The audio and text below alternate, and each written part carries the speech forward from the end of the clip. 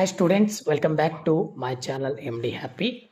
ರಾಧೆ ರಾಧೆಯ ಆತ್ಮೀಯ ವಿದ್ಯಾರ್ಥಿಗಳೇ, second examination 2 ಖಾಸಗಿ ಅಭ್ಯರ್ಥಿಗಳಿದ್ದೀರಿ.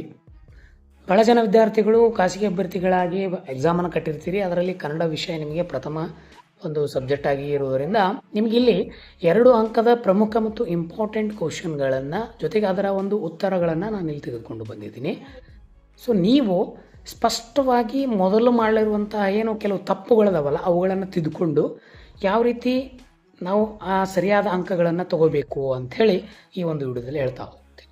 ಭಾಳ ಏನಿರಲಿ ಅಂತಂದರೆ ಖಾಸಗಿ ಆಗಿರಲಿ ಅಥವಾ ರಿಪೀಟರ್ ಆಗಿರಲಿ ಅಥವಾ ಎಕ್ಸಾಮನ್ನು ಈ ಕಟ್ಟಿರಲಿ, ಈ ಕೊಟ್ಟಂತಹ ಪ್ರಶ್ನೆಗಳು ನಿಮಗೆ ಫಿಕ್ಸ್ ಆಗಿ ನಾಳೆ ಆ್ಯನುವಲ್ ಎಕ್ಸಾಮ್ಗೆ ಬರ್ತವೆ. ಸೊ ಹಾಗಾಗಿ ಗಮನದಲ್ಲಿ ಇಟ್ಕೊಂಡು ಹೋಗಿ ಅಂತ ಹೇಳ್ತೀನಿ. ಕಮೆಂಟ್ ಬಾಕ್ಸಲ್ಲಿ ನಿಮ್ಮ ಅನಿಸಿಕೆಗಳನ್ನು ಮತ್ತು ನಿಮ್ಮ ಏನಾರ ಸಮಸ್ಯೆಗಳಿದ್ದರೆ ನನಗೆ ಕಮೆಂಟಲ್ಲಿ ತಿಳಿಸಿ, ಮತ್ತು ನಿಮಗೆ ಈ ವಿಷಯಕ್ಕೆ ಸೆಕೆಂಡ್ PUC ಸಂಬಂಧಪಟ್ಟಂಥ ಮಾಹಿತಿಗಳನ್ನು ಕೊಡ್ತೀನಿ ಅಂತ ಹೇಳ್ತೀನಿ. ಸೊ ತಪ್ಪದೆ ಕಮೆಂಟ್ ಬಾಕ್ಸಲ್ಲಿ ನೀವು ರಾಧೆ ರಾಧೆ ಅಂತ ಟೈಪ್ ಮಾಡಿ. ನೀವು ಮಾಡುವಂಥ ಒಂದು ಟೈಪು ನಾವು ಮಾಡುವಂಥ ವಿಡಿಯೋಗೆ ಮೆಚ್ಚುಗೆಯನ್ನು ವ್ಯಕ್ತಪಡಿಸ್ತದೆ ಅಂತ ಹೇಳ್ತಾ, ಇನ್ನೂ ಯಾರು ಸಬ್ಸ್ಕ್ರೈಬ್ ಆಗಿಲ್ಲ ದಯವಿಟ್ಟು ನಮ್ಮ ಚಾನಲ್ನ ಸಬ್ಸ್ಕ್ರೈಬ್ ಮಾಡ್ಕೊಳ್ಳಿ ಅಂತ ಹೇಳ್ತೀನಿ. ವಿಡಿಯೋಗಳನ್ನು ನಿಮ್ಮ ಸ್ನೇಹಿತರಿಗೆ ಶೇರ್ ಮಾಡಿ, ವಿಡಿಯೋ ಲೈಕ್ ಆದರೆ ಒಂದು ಲೈಕ್ ಕೊಡಿ ಅಂತ ಹೇಳ್ತೀನಿ. ಸೊ ಬನ್ನಿ, ತಡ ಮಾಡೋದು ಬೇಡ. ಈ ಒಂದು 2-3 ವಾಕ್ಯದಲ್ಲಿ ಉತ್ತರಿಸಿ. ಗದ್ಯ, ಪದ್ಯ ಮತ್ತು ದೀರ್ಘ ನಾಟಕಕ್ಕೆ ಸಂಬಂಧಪಟ್ಟಂತೆ ಯಾವೆಲ್ಲ ಹಳೆಯ ಪ್ರಶ್ನೆ ಪತ್ರಿಕೆಯಲ್ಲಿ ಪ್ರಶ್ನೆ ಬಂದಿವೆ ಮತ್ತು ಮೊದಲನೇ ಎಕ್ಸಾಮ್ನಲ್ಲಿ ಬಂದಿರುವಂತಹ ಪ್ರಶ್ನೆಗಳನ್ನು ಆಯ್ದುಕೊಂಡು ತೆಗೆದುಕೊಂಡು ಬಂದಿದ್ದೀನಿ. ಫಿಕ್ಸ್ ಆಗಿ ಮತ್ತು ಕಂಪಲ್ಸರಿ ಇವೇ ಪ್ರಶ್ನೆಗಳು ಬರ್ತವೆ. ವಿಭಾಗ ಅ ಇದೆ. ಬೇಕಾದ 3ಕ್ಕೆ ನೀವು ಇಲ್ಲಿ ಪ್ರಶ್ನೆಯನ್ನು ಬರಿಬೇಕು. ಒಟ್ಟು ನಿಮಗೆ 6 ಅಂಕಗಳು ಇರ್ತವೆ. ಸೊ ಆ ವಿಭಾಗದಲ್ಲಿ ಬಂದಿರುವಂತೆ ಸೀತೆ ರಾವಣನನ್ನು ಏನೆಂದು ಬೇಡಿಕೊಂಡಳು ಅಂತೇಳಿ ಪ್ರಶ್ನೆ ನಿಮಗೆ ಕೇಳ್ತಾನೆ. ನನ್ನ ಮೇಲೆ ಕರುಣೆಯನ್ನು ತೋರಿಸುವುದಾದರೆ, ಸೀತೆ ರಾವಣನಿಗೆ ಕುರಿತು ಹೇಳ್ತಾಳೆ, ನನ್ನ ಮೇಲೆ ಏನಾದರೂ ನಿನಗೆ ಕರುಣೆಯನ್ನು ತೋರಿಸುವುದಾದರೆ ಯುದ್ಧದಲ್ಲಿ ರಾಮನ ಆಯುಸ್ಸು ಮತ್ತು ಪ್ರಾಣದವರೆಗೆ ಬರಬೇಡ, ರಾಮನನ್ನು ಯುದ್ಧದಲ್ಲಿ ಕೊಲ್ಲುವ ಮನಸ್ಸು ಮಾಡಬೇಡ ಅಂತ ಹೇಳಿ ಸೀತೆ ರಾವಣನನ್ನ ಬೇಡಿಕೊಳ್ತಾಳೆ. ಒಂದ್ ವೇಳೆ ನೀನು ಏನಾದರೂ ನನ್ನ ಮೇಲೆ ಕಾಳಜಿಯನ್ನು ತೋರಿಸ್ತಾ ಇದ್ರೆ ಅದು ಈ ರೀತಿಯಾಗಿರಬೇಕು ಅಂತ ಹೇಳ್ತಾಳೆ. ಇನ್ನು 2ನೇ ಪ್ರಶ್ನೆ ನೀವು ಗಮನಿಸಿ. ವೀರ ಮತ್ತು ಯೋಗಿಗೆ ಯಾವ ಅರ್ಹತೆಗಳಿರಬೇಕು ಅಂಥೇಳಿ ಕವಿ ಇಲ್ಲಿ ಹೇಳ್ತಾನೆ. ಯುದ್ಧದಲ್ಲಿ ಹೆದರದೆ ಮತ್ತು ಇರಿಯುವ ಕೊಲ್ಲುವ ಗುಣವನ್ನ ವೀರನಿಗಿರಬೇಕು ಅಂತ ಹೇಳ್ತಾನೆ.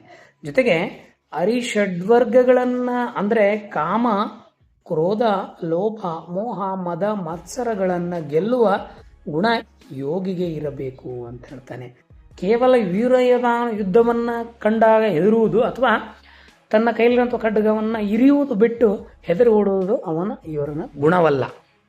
ಅದೇ ಅರಿಷಡ್ಗ ವರ್ಗಗಳನ್ನು ಗೆಲ್ಲುವವನು ಯೋಗಿ ಆಗ್ತಾನೆ ಹೊರತ ಗೆಲ್ಲದವನು ಯೋಗಿ ಆಗಲ್ಲ ಅಂತ ಹೇಳ್ತಾರೆ. ಸೊ ಇದು ಬಹಳ ಸರಿ ಪ್ರಶ್ನೆ ನಿಮಗೆ ಬಂದು ಹೋಗಿದೆ. ಇನ್ನು ಬೇಂದ್ರೆಯವರ ಪ್ರಕಾರ ಮುಪ್ಪು ಮತ್ತು ಹರೆಯದ ನಡುವೆ ವ್ಯತ್ಯಾಸವೇನು ಅಂತೇಳಿ ಬಹಳ ಸರಿ ಕೇಳ್ತಾನೆ. ಮುಪ್ಪು ಚಿಂತೆ ದಾರಿ ಮಾಡಿಕೊಡ್ತದೆ, ಜೀವನದ ಕೊನೆಯಾಗಿರುತ್ತದೆ, ಅಲ್ಲದೆ ಮರಣದ ಬಗೆಗೆ ಚಿಂತೆ ಆವರಿಸಿರುತ್ತದೆ ಅಂತ ಹೇಳ್ತಾರೆ. ಆದರೆ ಹರೆಯ ಹಂಗಲ್ಲ.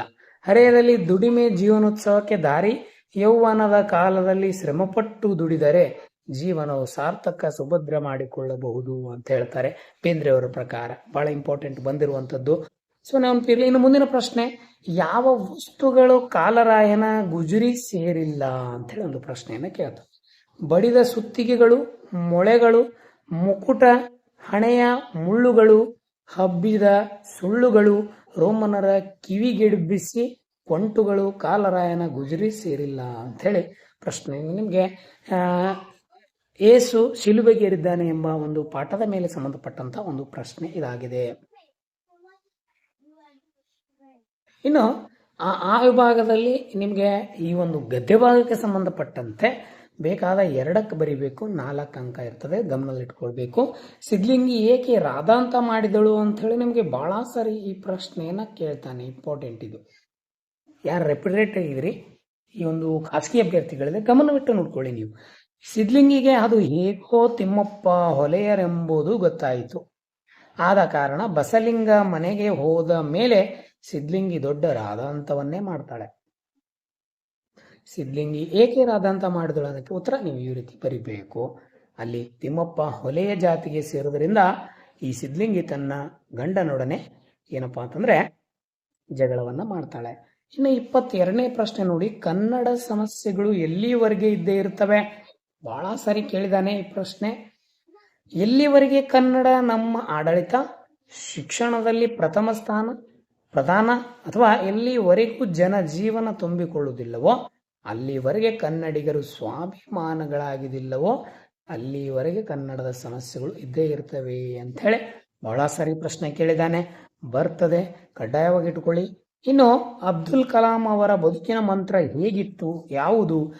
ಭಗವಂತನ ಸೃಷ್ಟಿ ಎಲ್ಲಿರುವವರೆಲ್ಲರೂ ಆತನ ಬಂಧುಗಳೇ, ಯಾರು ಅವರುಗಳ ಸೇವೆ ಮಾಡುತ್ತಾರೋ ಅವರೇ ದೇವರ ಪ್ರೀತಿಗೆ ಅಥವಾ ದೇವರಿಗೆ ಹತ್ತಿರವಾಗ್ತಾರೆ ಅಂತ ಹೇಳಿ ಕಲಾಂ ಅವರು ತಮ್ಮ ಬದುಕಿನ ಮಂತ್ರವನ್ನ ಆಗಿಸಿಕೊಂಡಿದ್ರು.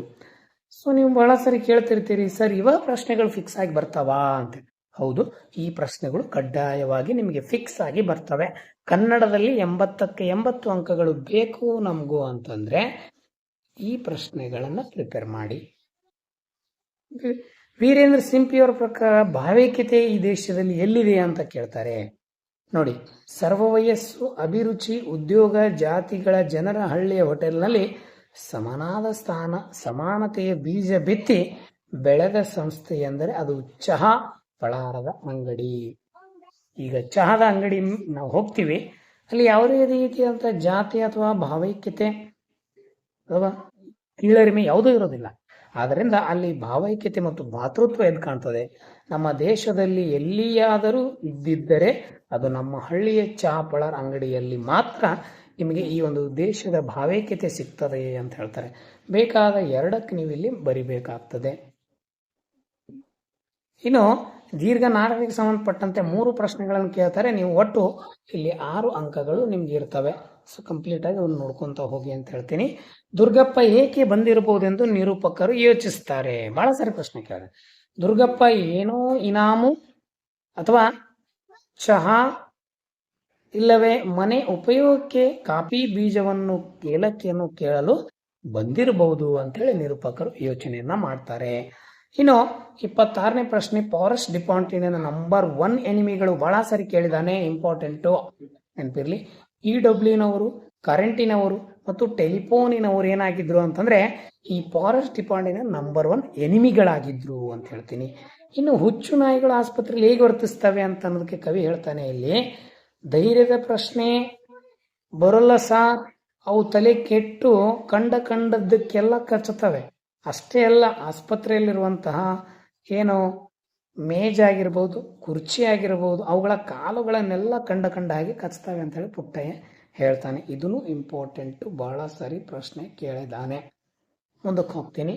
ಇಲ್ಲಿ ಆನೆಯನ್ನು ಮಠದವರಂತೆ ಇತರರಿಗೆ ದಾಟಿಸಿ ಬಿಡೋ ಕೃಷ್ಣೇಗೌಡರಿಗಿದ್ದಂಥ ಸಮಸ್ಯೆಗಳೇನೇನು ಅಂತ ಹೇಳಿ ಪ್ರಶ್ನೆ ಕೇಳಿದಾಗ, ಸರ್ಕಸ್ ಕಂಪನಿಗಳೆಲ್ಲ ಪಾಪರ್ ಎಂದಿದ್ದು, ಜಗದ್ಗುರುಗಳೆಲ್ಲ ಅಡ್ಡಪಲ್ಲಕ್ಕಿ ಇಲ್ಲವೇ ಬೆಂಚ್ ಕಾರುಗಳನ್ನು ಹಿಡಿದಿದ್ದು, ಮಠದ ವ್ಯಾಪಾರಿಗಳು ಲಂಚದ ಕಾಟ, ಸರ್ಕಾರದ ಬಿಗಿ ಧೋರಣೆಯಿಂದ ಸುಸ್ತಾಗಿ ಹೋಗಿದ್ದು, ಕಾಡಿಗೆ ಅಟ್ಟಿಸಿ ಬಿಡೋಣ ಎಂದರೆ ಅದು ಊರಿನ ಆನೆ ಕಾಡಿಗೆ ಹೋಗಿದ್ದು ಮತ್ತೆ ಬಂದು ಲಾಯ ಉಳೆಯ ನಿಂತಿದೆ ಅಂಥೇಳಿ ಈ ರೀತಿ ಸಮಸ್ಯೆಗಳನ್ನ ಇಲ್ಲಿ ಕಾಣ್ತೇವೆ.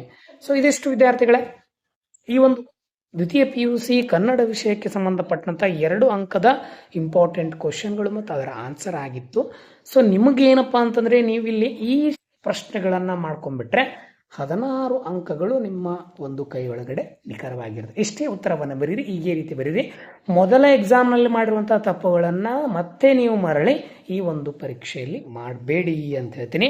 ಸೊ ವಿದ್ಯಾರ್ಥಿಗಳು ಯಾರು ಬಹಳಷ್ಟು ವಿಡಿಯೋಗಳನ್ನ ವೀಕ್ಷಿಸ್ತಾ ಇಲ್ಲ. ನಾನು ಹೇಳೋದೇನಪ್ಪಾ ಅಂತಂದ್ರೆ ನೀವು ನಾಳೆ ಬರುವಂತಹ ಎಕ್ಸಾಮ್ ಕಾಯ್ಕೊಂಡು ಕುಂದ್ರಬೇಡಿ. ಈಗಿನಿಂದ ನಿಮ್ಮ ತಯಾರಿಯನ್ನ ಮಾಡ್ಕೊಂಡೆ ಆದ್ರೆ ನೀವು ಎನ್ಯುವಲ್ ಎಕ್ಸಾಮ್ 2ರಲ್ಲಿ 80ಕ್ಕೆ 80 ಅಂಕಗಳು ಪಡಿತೀರಿ ಅಂತ ಹೇಳ್ತೀನಿ.